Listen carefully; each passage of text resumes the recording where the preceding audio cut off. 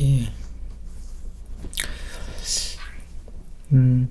지난주에 본 것처럼 이 야곱이 이제 애굽으로 내려왔습니다. 그죠? 기근을 피해서 요셉이 총리로 있는 애굽으로 이주를 했지요. 예. 아주 이제 당연한 것이지만 또 하나님이 계획하신 뜻이기도 합니다. 야곱이 이렇게 애굽으로 내려온 지 이제 벌써 17년이 지납니다. 그동안 그의 자손은 더 태어나고 번성해 갑니다. 근데 이제 이 야곱이 이 애굽 땅에서 이제 그의 삶을 이제 마무리할 때가 다가옵니다. 그래서 이제 부친 이제 이러한 야곱의 소식을 듣고서 요셉이 그 두 아들을 데리고 이제 야곱을 찾아오지요. 야곱은 이제 마지막 힘을 내어서 일어나서 그 요셉과 두 손자를 이제 맞이합니다. 이 치열한 삶을, 험악한 세월을 보낸 야곱. 여러분, 짧지 않은 140년의 인생을 통해서 야곱은 무엇을 얻었을까요? 정말 사랑하는 아들과 손자를 앞에 두고 정말 그들에게 남겨주고 싶은 것은 무엇일까? 를 함께 생각해 보기를 원합니다. 오늘 우리가 읽은 이 창세기 48장은 이제 야곱이 이 사랑하는 요셉과 두 손자를 앞에 두고 이제 유언하는 장면입니다. 축복하는 장면인데 유언이기도 하지요. 축복하는 장면입니다. 근데 좀 특이한 모습은 우리가 읽은 이제 8절의 모습입니다. 8절. 이제 이스라엘이라고 나오죠. 이제 여기서는 야곱이라고 부르지 않고 이스라엘이라고 부릅니다. 그렇죠? 이스라엘이 요셉의 아들들을 보고 가로되 이제 이들은 누구냐 이렇게 묻습니다. 사실 이제 요셉이 두 손자를 데리고 왔다는 것을 알지요. 알면 할아버지가 얼마나 기뻐하겠습니까? 그래, 너가 므낫세냐? 너가 에브라임이냐? 하고 반겨 맞이할 텐데, 이제 이들이 누구냐? 이렇게 묻습니다. 그죠? 좀 이상한데, 이상한 것이 아니라, 이것은 이제 지금, 야곱이 공적으로 유언을 남기는 것이기 때문입니다. 하나님의 약속에 근거한 이 중요한 선포이기에, 어떤 이제 공식적으로 확인하는 절차다. 이렇게 보면 될 것 같습니다. 여러분, 재판에서 보면 판사는 보통 이제 피고와 원고가 세우면 보통 확인을 하죠. 이름, 누구. 나이, 누구. 보면 판사는 이미 재판 서류에 다 나와 있습니다. 근데 묻죠. 근데 몰라서 묻는 것이 아니라 이제 재판의 과정에 이제 공식적으로 확인하는 절차이죠. 그러니까 이제 이것도 야곱의 이제 유언은 축복의 선포는 중요한 어떤 공적인 절차이다. 이런 것을 의미합니다. 야곱은 이제 확인을 한 다음에 손자들에게 입을 맞추고 이제 공적인 축복을 하는 순서입니다. 요셉이 준비를 하죠. 이제 두 아들인데 므낫세가 첫째고 그다음 에브라임이 둘째입니다. 요셉은 첫째인 므낫세를 이제 야곱의 오른편에 서게 하죠. 그래서 야곱이 이제 손을 뻗으면 야곱의 오른손이 당연히 므낫세의 머리에 얹어지게 바로 이렇게 위치를 서게 합니다.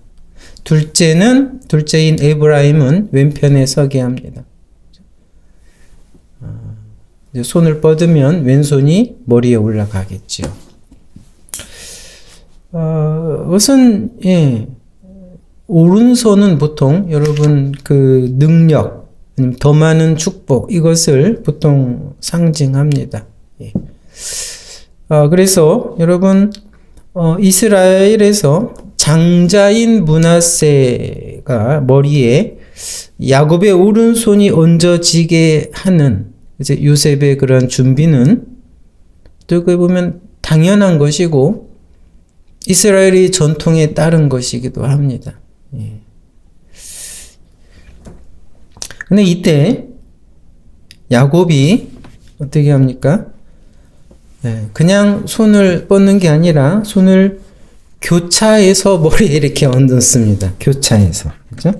그 48장 14절에 보면 이스라엘이 여기서 지금 야곱이 아니라 이스라엘이라고 나오죠. 그러니까 이러한 하나님의 백성, 하나님의 어떤 구원, 이런 공적인 역사를 이제 하나님께서 이제 이렇게 언급하실 땐 이스라엘로 이름을 부릅니다.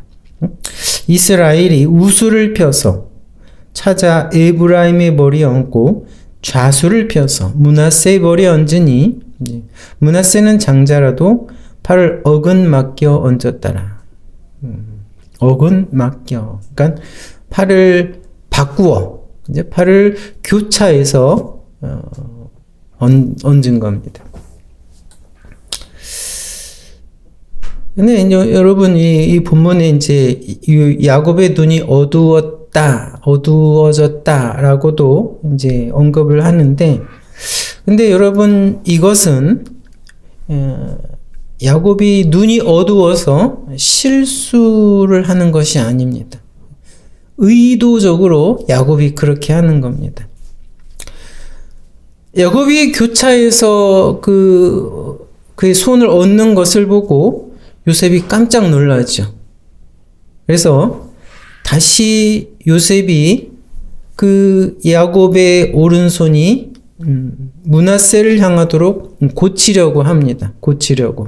근데 야곱이 거절을 합니다. 그죠? 거절을 하죠. 19절에 보면 거절을 하면서 뭐라고 합니까? 야곱이 나도 안다. 내 아들아 나도 안다. 이렇게 얘기합니다.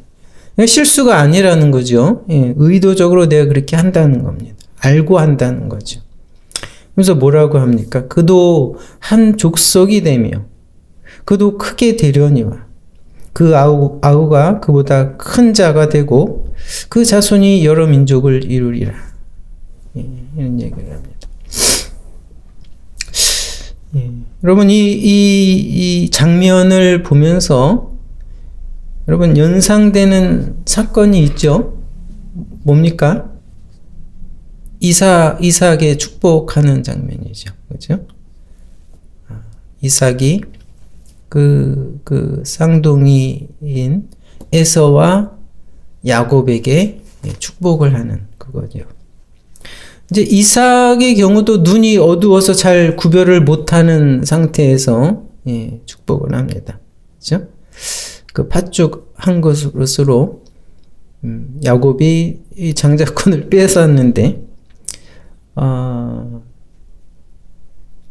실제 이삭은 형 에서를 축복하려고 했습니다. 그렇죠? 그래서 그는 자기가 좋아하는 별미를, 염소로 별미 요리를 만들어 오게 해서 내가 마음껏 너를 축복하게 하라. 이렇게 준비하도록 했죠. 근데 그것을 듣고 이제 어머니 리브가가 야곱에게 준비를 해서 축복을 받게 했습니다. 형 에서로 가장을 하고 요리를 해온 야곱의 목소리가 의심스러워요. 그러니까 이삭이 눈이 오니까 손으로 더듬어서 이 팔에 막 털이 달려 그것을 확인을 하고 축복을 하죠. 근데 결국 자기가 속아서 에서가 아닌 야곱을 축복했다는 것을 알고서 이삭이 놀랍니다. 깜짝 놀라요. 왜 놀랍니까? 내가 하나님의 뜻을 거스리고 내 마음대로 그렇죠? 에서를 축복하려고 했던 그렇죠? 그 무지 때문에 깜짝 놀란 거죠. 원래 여러분 쌍둥이 에서와 야곱을 잉태한 이제 리브가에게 하나님께서는 알리셨습니다. 그렇죠? 창세기 25장에 보면 두 국민이 내 태중에 있거나 두 민족이 내 복중에서 나누이리라. 이 족속이 저 족속보다 강하겠고 큰 자는 어린 자를 섬기리라. 이렇게 미리 알리셨죠. 근데 이삭은 이것을 전혀 기억하지 않았습니다. 자기 마음대로 자기가 좋아하는 에서를 장자로 축복을 하려고 했죠. 근데 결국 하나님의 그 뜻대로 야곱이 장자의 축복을 계승하게 되고서야 그것을 듣고 깜짝 놀란 겁니다. 내 뜻과 내 생각대로가 아니라 하나님의 뜻대로 이루어지는구나. 그것을 내가 거스리려 했구나. 이것을 알지요. 근데 오늘 본문의 야곱은 어떻습니까? 야곱도 이제 눈이 어두워 육적으로는 잘 보지 못한 그런 상태이지만 그 노년의 야곱, 죽음을 앞둔 이 야곱은 하나님의 뜻을 잘 분별합니다. 그 뜻에 따라 축복하려고 하는 모습이죠. 그것이 바로 여러분 팔을 이렇게 바꿔 교차해서 축복하려고 하는 야곱의 모습이다 라는 겁니다. 그것은 실수도 아니고 그때 즉흥적으로 떠오른 그런 생각도 아니다라는 겁니다. 야곱은 그렇습니다. 이제 그 땅에서 애굽 땅이었죠. 그 땅에서 삶을 이제 마감해야 할 때를 알았죠. 그래서 야곱은 조심스럽고 또 신중하게 준비를 했을 겁니다. 그렇죠? 그의 인생을 돌아보며 또 하나님의 뜻을 조심스럽게 신중하게 묻고 구했을 겁니다. 그 결과가 여러분 팔을 교차해서 바꾸어 축복하는 것입니다. 그래서 여러분 야곱이 팔을 교차해서 손을 얹었다라는 것은 그것을 상징하는 것 같습니다.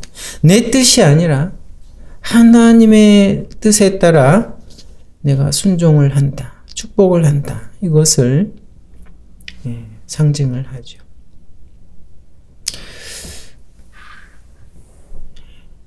그 뜻을, 그 의미를 조금 더 생각해 보면 그의 백성에게 정하신 하나님의 뜻은 반드시 이루어진다라는 겁니다. 그의 백성에게 하나님이 정하신 그 뜻은 반드시 이루어진다. 상황과 능력에 상관없이 인간의 전통과 인간의 뜻에 상관없이 하나님의 그 정하신 그 역사는, 그 구원 역사는 반드시 이루어진다라는 거죠. 여러분, 사실은 야곱은 자신의 인생을 통해서 그 사실을 확인을 했습니다. 그것을 아주 정확히 뚜렷이 경험을 했죠. 그렇죠? 뭐니까? 자기 형 에서에게 장자권이 있어도, 그러한 전통이 있어도 그렇게 되지 않았다라는 것. 사실은 형 에서가 더 남자답고 또 능력도 있었죠. 야곱에 비해서. 상황은 에서에게 그 장자권이 넘어가는 것입니다. 아버지 이삭이 형 에서를 더 좋아하고 에서를 축복하려고 해도 야곱은 이기적이고 고집이 세고, 어떻게 보면 하나님의 그 뜻을 이루기에 부적합하게 보이는 인생이어도, 그렇죠? 어떻게 됐습니까? 결국 하나님께서는 모든 상황을 바꾸었죠. 뒤집었습니다. 그래서 하나님이 정하신 그 뜻대로 야곱을 통해 그 영적인 장자권이 계승되게 하셨다는 거죠. 그것을 야곱은 그의 인생을 통해서 경험을 했습니다. 어떻게 보면 자기 아들 요셉의 경우도 그랬습니다. 그렇죠?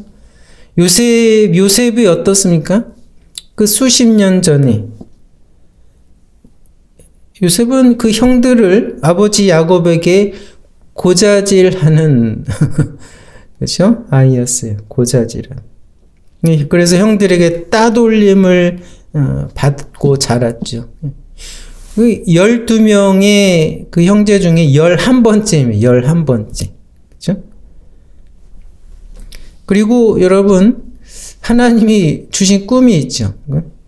해와 달이 11별이 자기에게 절하는 꿈. 근데 그 꿈을 철딱서니오께 아버지와 형들에게 자랑을 하는 그런 요셉이었습니다. 결국 형들에게 미움을 받아 애굽의 상인에게 팔린 그런 신사가 됐습니다.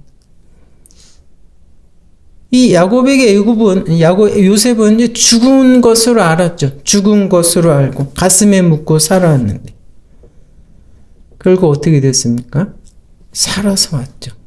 살아서 야곱에게 나타났습니다. 그렇죠? 그것도 총리로. 하나님은 여러분 모든 것을 바꾸어 뒤집었어요. 그래서 요셉은 야곱과 그의 온 가족을 살리는 그런 통로가 되게 하셨다는 것.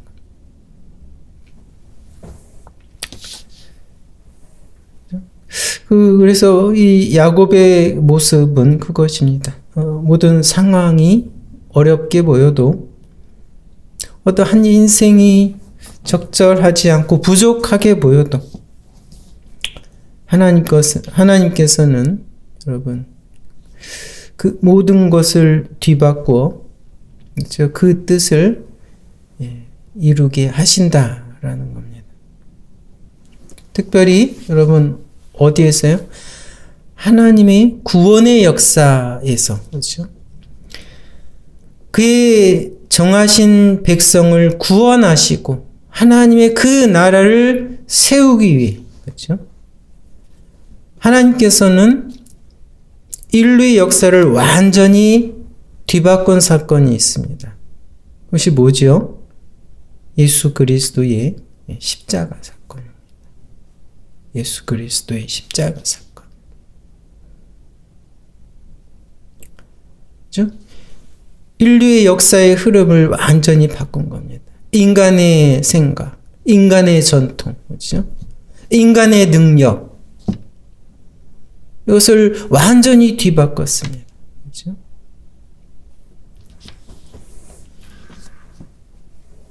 그렇게 해서 하나님께서 구원의 길을 여셨지만 여러분 온 세상은 왜 그걸 거부합니까? 그죠? 인간의 방법, 인간의 생각, 인간의 능력을 다 뒤집어 놓기 때문에. 그죠? 세상은, 많은 인생은 그것을 받아들이길 거부하고 있다는 겁니다.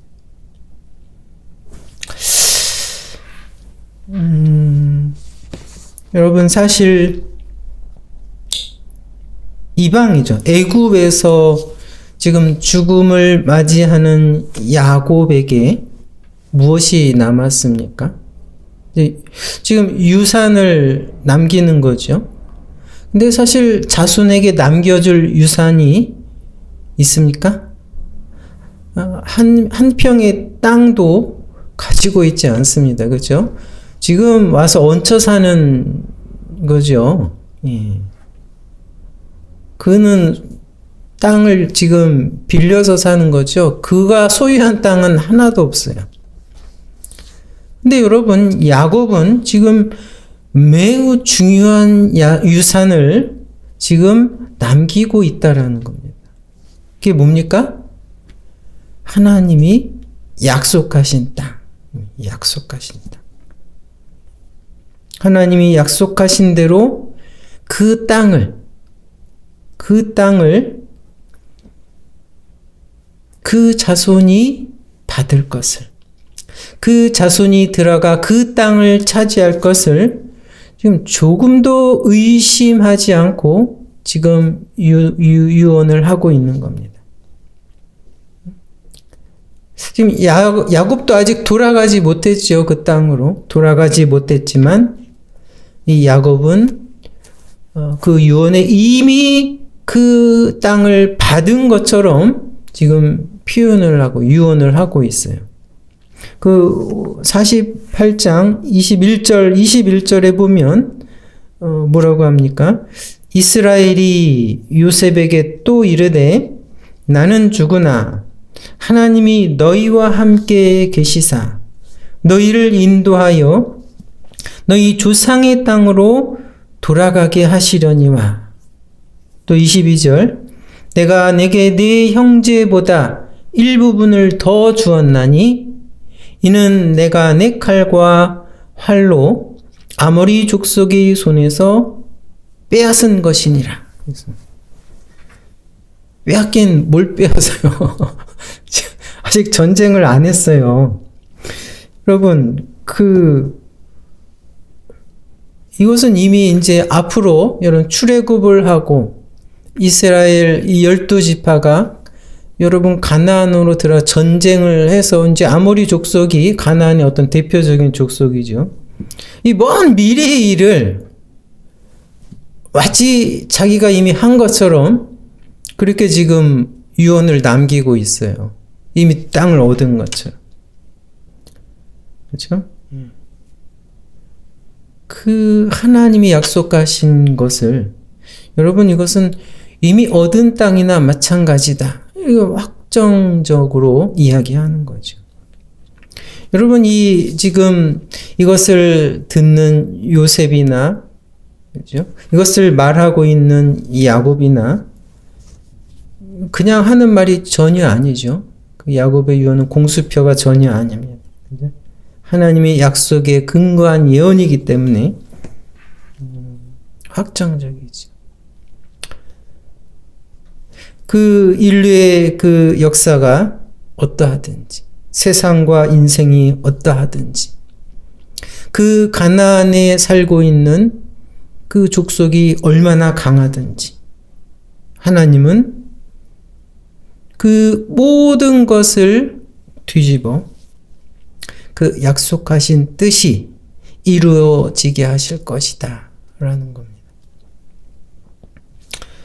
그래서 여러분 우리가 아는 것처럼 이스라엘의 12지파는 가나안 땅에 이제 들어가죠. 예, 뭐 많은 과정이 있지만 들어가게 됩니다. 그리고 여러분 이 요셉의 아들 에브라임과 므낫세는 12지파 중에 각각 한 지파가 됩니다. 원래 이제 요셉이면은 12지파 중에 요셉이 한 지파의 몫을 차지해야 되는데 그 아들 2명이 각각 한 지파가 되어서 결국 요셉은 2지파의 몫을 얻게 되는 거죠. 이 야곱의 이 유언대로 그대로 성취가 되지요. 그 다음 또 에브라임은 뭡니까? 이스라엘 중 사실은 가장 강력한 지파의 자리에 앉게 됩니다. 예. 이것이 오늘 그 야곱이 마지막 유언적인 축복을 하는 장면을 우리가 살펴보았습니다. 네, 히브리서 11장에 보면 이제 믿음의 사람들이 쭉 언급이 되죠. 그러면서 이제 야곱도 언급을 하는데 그 야곱의 경우에는 오늘 바로 이 본문을 야곱의 믿음의 모습으로 보이고 있습니다. 그 히브리서 11장 21절에 보면 믿음으로 야곱은 죽을 때에 요셉의 각 아들에게 축복하고 그 지팡이 머리에 의지하여 경배하였다라고 합니다. 그렇죠? 예. 오늘 이 모습, 야곱의 모습을 히브리서 기자는 믿음의 모습으로 그리고 있다라는 겁니다. 죽음을 앞에 두고, 그렇죠? 혼자 설 수 없어 이 지팡이를 의지하고 서서, 그렇죠? 축복하는 야곱의 모습. 그것도 손을 교차해서 바꾸어 서서 축복하는 야곱의 모습. 이제 제가 오늘 말씀드린 것처럼 이런 모습을 보며 야곱은 자기의 이제 그 온 인생을 통해 경험한 하나님에 대한 자기의 믿음을 그렇게 고백을 하는 거죠. 믿음을 고백을 하는 겁니다.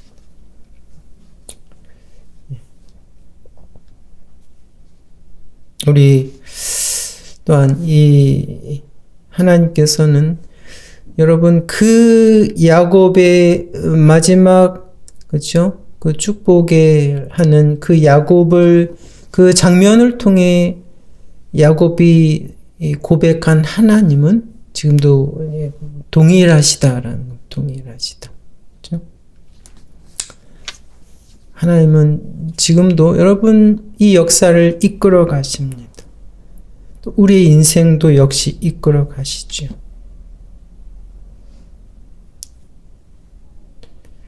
그렇죠? 그 모든 것을 이끌어 가시며 하나님이 약속하신 대로 그 모든 것을 이루실 그 하나님을 여러분 확신하고 계십니까?